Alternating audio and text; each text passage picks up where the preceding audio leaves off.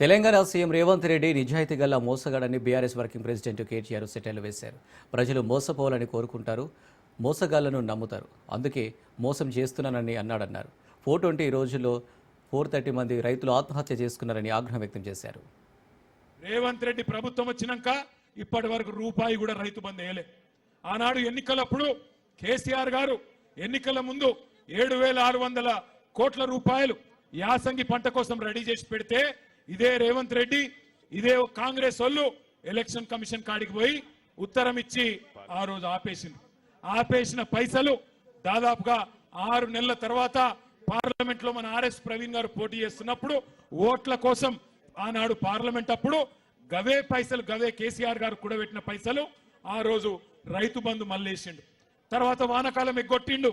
మళ్ళా ఇప్పుడు యాసంగి పంటకు మళ్ళా మొండి చేయి చూపెడుతున్నాడు. మళ్ళా కేవలం సర్పంచ్ ఎలక్షన్లు, జెడ్పీటీ సెలక్షన్లు, ఎంపీటీ సెలక్షన్లు వస్తున్నాయి కాబట్టి ఇగో ఎకరం అరెకరం పావు ఎకరం బావు అని చెప్పి మళ్ళా కటింగ్లు పెట్టుకుంటా మళ్ళా నాటకాలు ఆడుతూ ఉన్నాడు.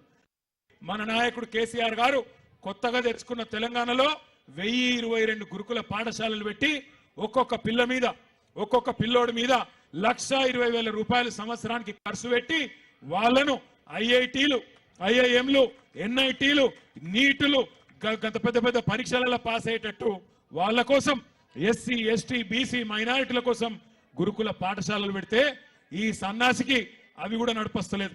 ఇప్పటికీ 56 మంది బంగారు లాంటి పిల్లలు ఇవాళ ఆత్మహత్య చేసుకునే పరిస్థితి గురుకుల పాఠశాలల్లో దాపురించింది. అంటే ఎంత దరిద్రంగా, ఎంత నికృష్టంగా కాంగ్రెస్ పాలన ఉందో దాన్ని బట్టే మీరు అర్థం చేసుకోవచ్చు.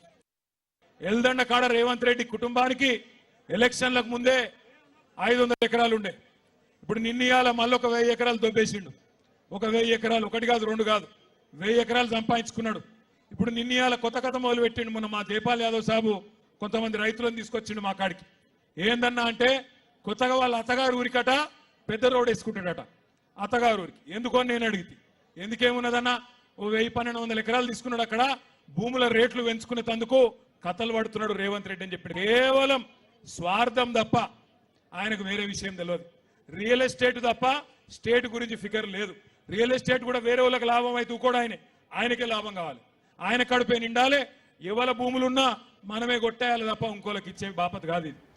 అసొంటి రేవంత్ రెడ్డిని పొరపాటున కూడా నమ్మకండి.